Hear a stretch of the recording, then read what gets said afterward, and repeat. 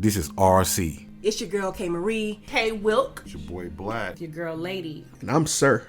And you're listening to 2020. 2020. 2020. 2020. 2020. 2020 Podcast. 2020. I did that one for you.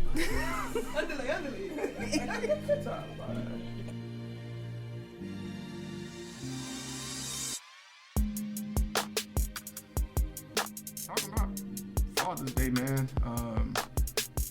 Like I said, I completely, and that's hard, but I completely forgot that tomorrow's Father's Day, and it's a few of y'all that I consider great fathers, and I'm just curious to kind of hear what y'all think about the day, or just who inspired y'all to be great dads, or what's a great dad to you. You know, just your thoughts on it. Period. Okay. You know, so whenever you ready, bro. All right. Well, I have mixed feelings about Father's Day. Well, I have good feelings. Yeah, mixed feelings, good feelings, and bad feelings. Like I like the fact that that we do celebrate it, and that gives me, happiness.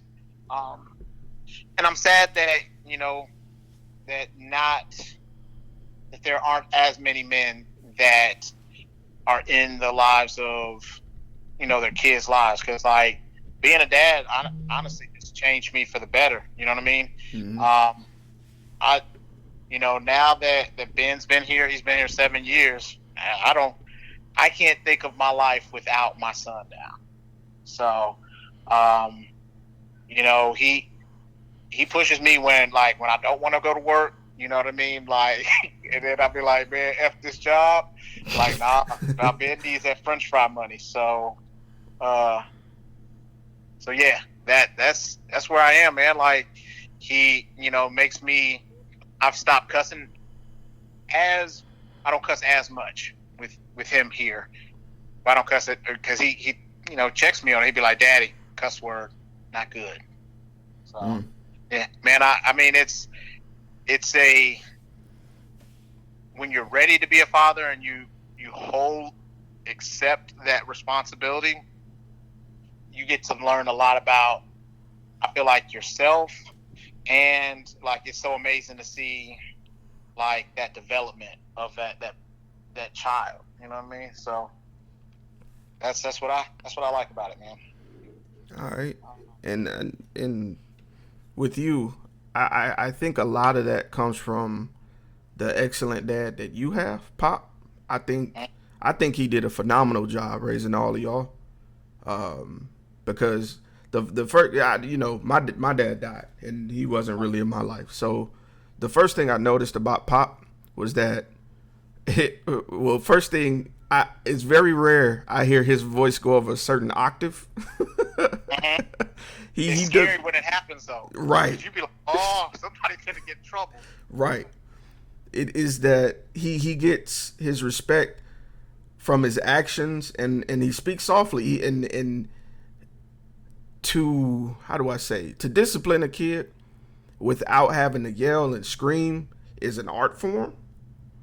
But I feel like the basis is respect, and I think growing up, your dad showed you that respect, and you reciprocated it, whether you realized it or not, and it bled through the generation. So now you're showing that to Ben.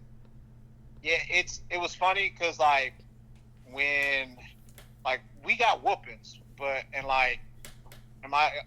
you saw my dad, so my dad at the time when you met him hadn't worked out in 20 years or so, but he's still strong, right? And so his whoopings wasn't nothing to play with. He'll tell me stories for those kind of about my dad.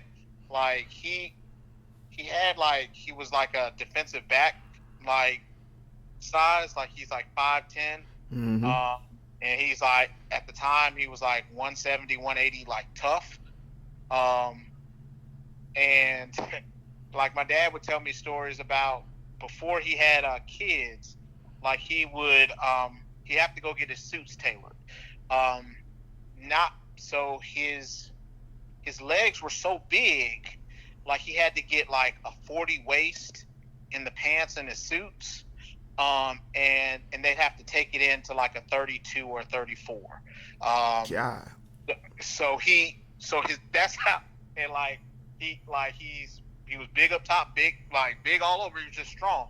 So when that just kind of gives you that. But my dad's main thing was like, you discipline a child when they don't know better, but you still have the conversation with them to have them understand why they were getting whooped. And then after, like, my dad told me one time when I was like 12 or 13, like I think I was going to like just getting ready to go out of middle school, and he was like, "Yeah, I'm not gonna whoop you no more." I was like, "Yes." He's like, "I'm gonna just fight you." That ended everything right there. I was like, "Nah, I'm good." And so, like, it was more of a. He said it's more of a conversation, because he's like, in like 5 years or so, like, we're getting ready to be able to go out into the world, and ain't nobody gonna whoop you in the world. Like, they just gonna throw you in the jail. They're gonna throw you in jail. Right. So he wanted to make sure that we were ready for the world, and being able to use our words, and being able to understand the ramifications of what was going on in our lives. So, like, and then with my dad, like, he was always there. So, like, everybody knew Mr. Stokes. Everybody was like, you know, he was at every practice. He was at every game. He would come straight from work, and then after that, just be like, okay, I'm here. Like, and he was like the quiet storm. Like, everybody knew he was there. Everybody knew, you know, not to really mess with him, but they knew that they could be able to talk with him and have a conversation. And one of the things that I really like about my dad is that he embraced everybody. Right. So, like you had to give him a reason not for him to be like, okay, I'm not going to speak to you. Like, anybody, especially if they were like friends of ours, of the kids, he'd just be like, okay, come on over, and he treated everybody like they were his kids. So when my dad talks about like how many kids he has, like, there's 3 of us, but like he'd be like, I got like depending on who it is, he'll be like, I got 5, you know, I got my other sons that are down here in Alabama. I got my other kids that are here, and my daughters in Indianapolis. You know what I mean? So he's one of those people that was really, really open, shared his love, and also tried to share his knowledge with anybody who, you know, would listen. Yeah, I wholeheartedly agree. It was funny because the only male figures I had were really my uncles, and you know, I had a stepdad for a time, but he wasn't really model. You know what I'm saying?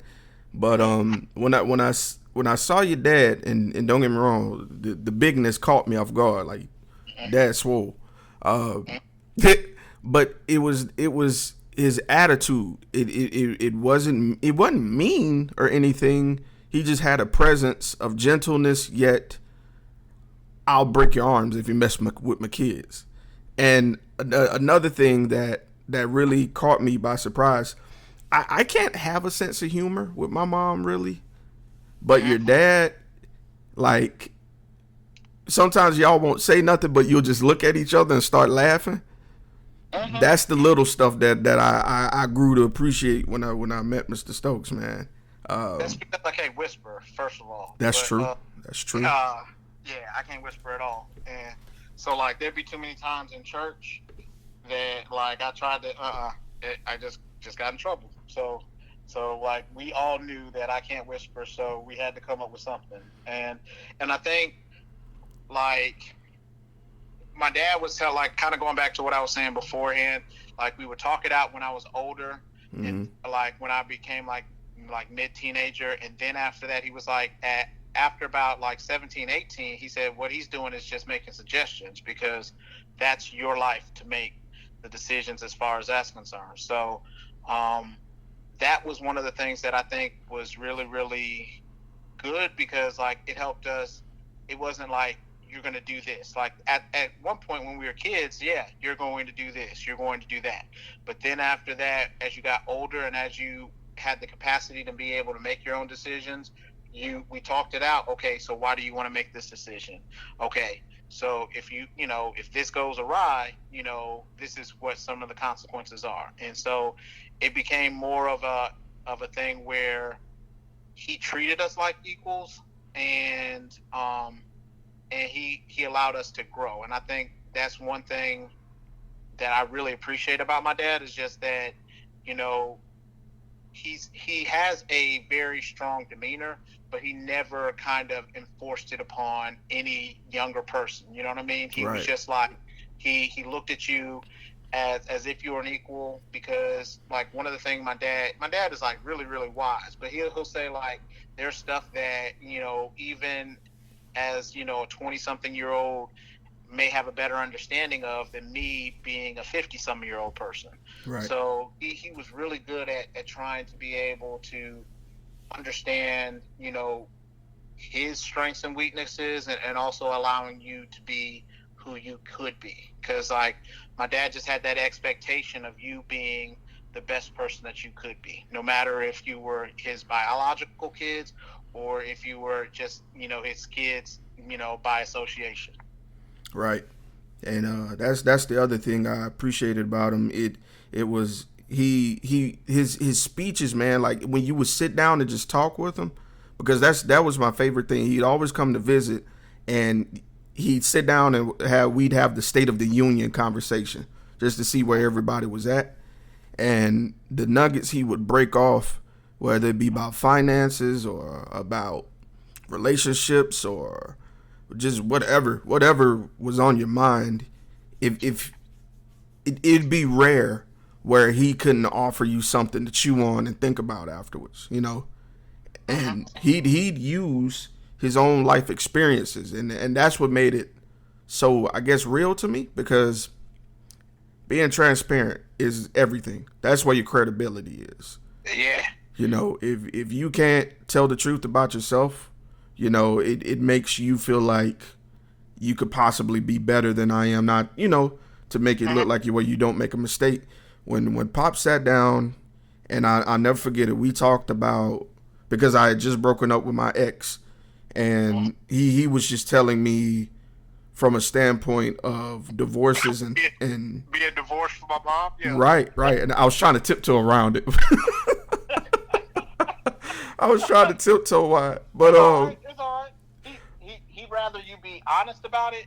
Like my dad is unapologetically him. So Facts. Like when he came to, like, say for instance, when I was in high school, he was like, Wyatt, I know you're not going to be perfect, but you need to be safe. He was like, now my dad was like an All-American in football. So one of the things that actually happened, he was like, Wyatt, I was out and about. He's like, there've been a couple nights where I came home drunk and I talked to your granny and I told him I couldn't go to school the next day. And like, to have that open conversation, and it wasn't like to brag or to boast, but it was just factual information. Like, right. This is what happened. Like, I understand, but it needs to be something that, like, he has the expectation. And talking with my dad, you don't want to let him down, especially if he's embarking, like, and telling you all that information about himself, or trying to have you avoid some of the pitfalls that he may have gone through. That was what it came off as. Like, hey, I'm like, how you have those old heads that just tell you information and just like, don't do this, don't do that. Right. Like, my dad was just more like one of that. He definitely had his stern sides, but then after that, it was just more, I'm going to tell you what I've learned, so that hopefully you can make a better decision than what I did in that situation. Right. It was an insightful suggestion, like you said. Mm-hmm. And even if you chose the other, if you chose an opposite decision than he advised, he still respect you for it because you're an adult, mm-hmm. and we talked about that a lot. And one time, it was just me and him talking. I, called him, and he was like, and this was him speaking as a parent. This what blew my mind. He said, as a parent, you want what's best for your kids. And sometimes when you guys are adults as kids to us, we have to step back and realize that. And sometimes we as parents want to get you to make the decision we have in mind, but at the adult in you, we have to respect as well. And so to hear a parent say that blew my mind, honestly, because some parents are still controlling. You know, I'm gonna be honest, my mom can be overbearing sometimes because she has an idea or a plan, but my plan may deviate, you know, and so that can cause a clash, you know. But to hear a parent be aware of that kind of shows how well-rounded Pop is, man. And I think it just kind of speaks to him, just like I think when he was younger, he kind of had some of this knowledge, but like I think he learned from his surroundings. You know what I mean? Like he saw how certain parents were, and he saw maybe you know how his parents were, and I think he kind of pick and chose what and how he wanted to parent. Right. And I think that's kind of like it makes great stuff as far as that's concerned. It helps you to be the best person that you can be. That's like my dad made it so that I was more excited that I was having a kid, because like my dad tells the kids all the time, like his greatest times in his life has been just being a parent, like not anything else. Like he enjoys like being able to see that growth and development in his kids, and like that's what, like, some people get scared when they hear that they're going to be parents. Like I was nervous that I wouldn't be able to live up to the same expectations and how well my dad did for me. But I was never afraid to be a dad, just because I knew that I couldn't fail with the knowledge and the love that he and my mom both embarked on me, or impressed upon me, excuse me. I agree. And I think that's where a lot of the disconnect is, like we were saying earlier, with, you know, people that don't, I guess, embrace the fatherhood title or do their duties. And it could be for a host of reasons, but I think that's one of the reasons as well, that they don't know, you know, or haven't experienced fully that wisdom, you know, to be it. So it can, when you don't know, it can be scary, man. It could be just fear, you know. Yeah, but that's it, bro. I really wanted to do that because I realized Father's Day was here. And I owe a lot to Pop over these. Why we've known each other for 14 years. So 14 years, bro. So 14 years of knowledge just given to me for the free. I felt like we needed to kind of dedicate something to him, you know. Yeah. So like my dad is one of my best friends. Like I can honestly say that, and like it's weird because like you hear like women say like their mom can be one of their best friends, but like really my dad is like one of my best friends in this situation. And like it's one of the things where I think I called him and told him, I told, like, when I found out that I was having a kid, I told you first, and then I told like Ethan and Camille, and then I got drunk and I told Dad, and then Dad just was like, okay, it's cool. And like he just said, hey, if you're free this weekend, you know, just come holler at me. And like it was just a conversation, and that's the thing that I think really makes it amazing about him. It's not telling you anything. It's like, hey, we can talk all this stuff out, and at the end of the day, I'm supporting you and I love you. And like it's amazing. I feel really blessed, and I'm glad we were able to do that, because to talk about this, because I mean, I couldn't imagine not having my father in my life, and all the things that he does for me and anybody else that he can. It's truly a blessing to have him. I wholeheartedly agree. So if by chance, Pop Stokes, you hear this, it's your two of your many sons. Just letting you know, man, you are appreciated, you know, so. But Wyatt, I appreciate you taking a moment. I know you don't mind.